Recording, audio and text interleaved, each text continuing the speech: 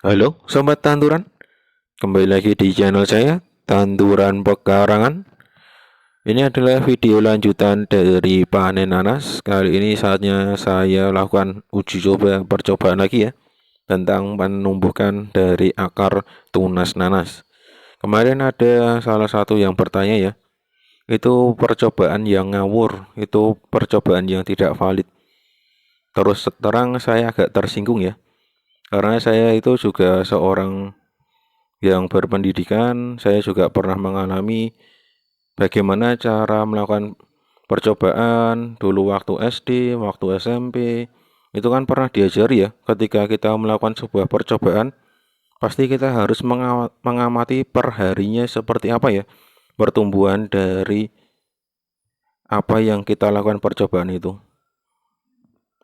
Sebenarnya saya tidak mengharuskan di hari pertama itu keluar akar, di hari kedua harus keluar akar, atau setelah saya masukkan dari air jakaba langsung keluar akar. Bukan seperti itu ya yang saya kendaki. Ini adalah saya membuktikan kepada sobat-sobat tanduran sekalian, itu bagaimana caranya, atau kalau dilihat kira-kira itu kalau saya berikan air jakaba di hari keberapa mulai keluar akar. Itulah yang menjadi fokus dari percobaan saya. Sekaligus membuktikan kedahsyatan dari air jakaba itu seperti apa ya. Bukan saya harus A, harus B, karena terus terang bukan saya yang menemukan dari air jakaba. Jadi jangan salahkan saya karena saya hanya mencoba membuktikan saja. Kalau saya buatkan video tiba-tiba nanti keluar akar, pasti sobat-sobat tanduran juga bertanya-tanya ya, kok bisa itu keluar akarnya, itu di hari keberapa. Nah, makanya saya buatkan detail ya per hari, perkembangan seperti apa, di hari pertama sudah keluar atau tidak, seperti itu. Oke, saya lanjutkan untuk video kali ini. Ini tunas yang pertama ya. Tadi tunas yang kecil saya putuskan tidak saya buatkan percobaan ya, karena kemungkinan besar tidak hidup. Nah, ini saya lanjutkan untuk tunas yang pertama, yang tunas kembar ya. Pertama saya bersihkan dulu daun-daun yang ada di bawah ya. Daun-daun dari nanas itu saya bersihkan.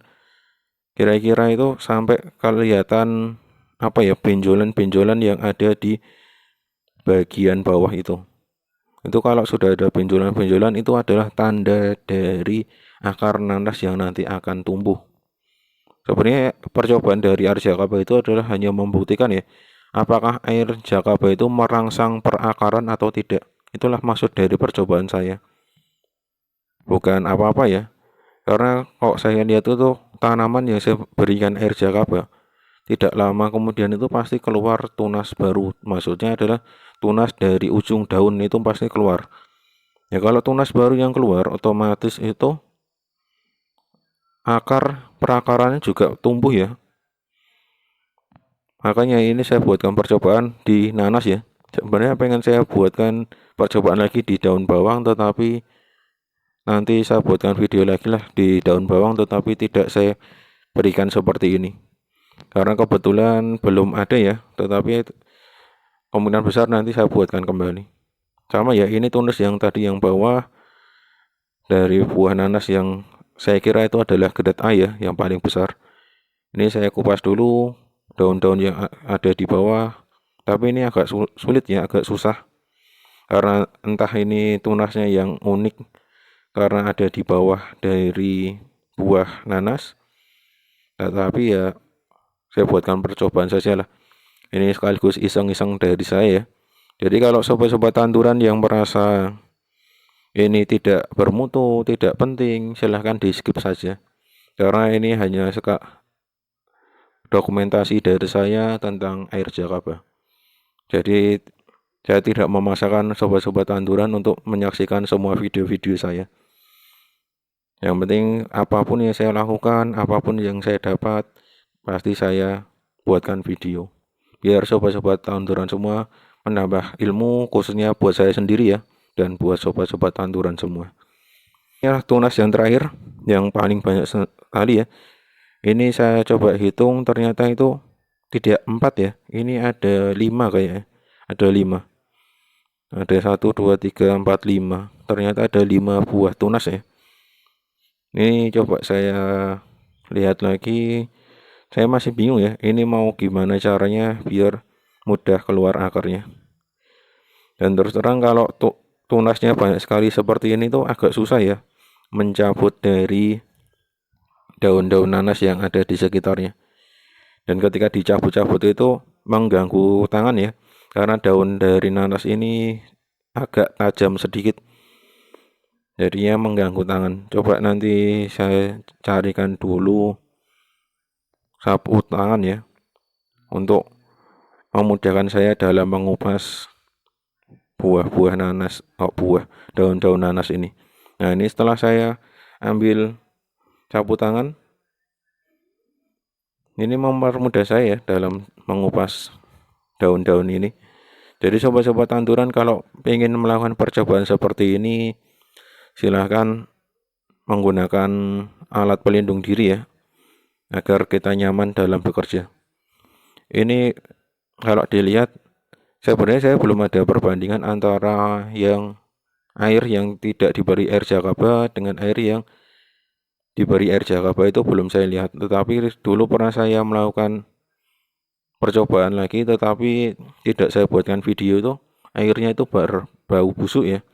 Kemarin kebetulan juga saya pernah mencoba, kebetulan tuh airnya itu tumpah, lalu saya berikan air biasa, lalu saya diamkan 1 malam. Saya cek, baru mau saya tambahkan air jakaba, ternyata airnya itu berbau busuk.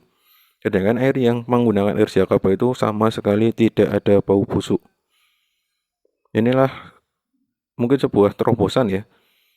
Jadi kita tidak perlu mengganti airnya setiap hari, hanya cukup memberikan air jakaba saja. Saya didiamkan nanti sampai keluar akarnya dan siap dieksekusi di polybag atau di lahan.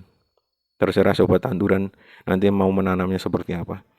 Ini setelah saya bersihkan, yang penting keluar tadi ya benjolan-benjolan kecil yang ada di sekitar kupasan dari daun-daun nanas ya. Kalau sudah keluar, siap langsung kita eksekusi. Tidak usah terlalu banyak ya kita mengupas daun-daunnya.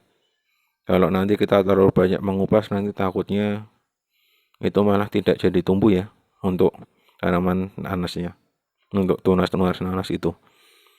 Lalu ini saya siapkan air ini tuh 11 dari botol ini ya. Makanya saya berikan 1 gelas lagi. Sebenarnya kalau yang di percobaan yang sebelumnya kan hanya 1 gelas, saya berikan 15 ml ya. Kalau yang ini saya sengaja memberikan lebih banyak sedikit, karena tunas yang saya uji coba di dalam sini itu banyak ya. Karena kalau mau saya per tunas itu kok tidak ada wadah yang cukup ya. Kebetulan ini ada wadah lagi yang bisa memuat semua tunas ini. Sebelumnya sudah saya uji coba, ternyata muat, makanya saya putuskan memakai wadah ini.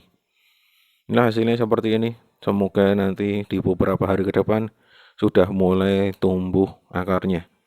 Nanti saya buatkan video lagi tentang perkembangan ini dan perkembangan tunas-tunas nanas sebelumnya yang sudah saya buatkan video sebelumnya itu seperti apa. Dan sekali lagi, saya tidak menyarankan pada sobat-sobat tanduran untuk melihat video ini kalau memang kurang berkenan ya. Ini hanya edukasi untuk sobat-sobat tanduran semua. Oke, saya akhiri dulu percobaan kali ini. Salam tanduran, tanduran subur, petani makmur.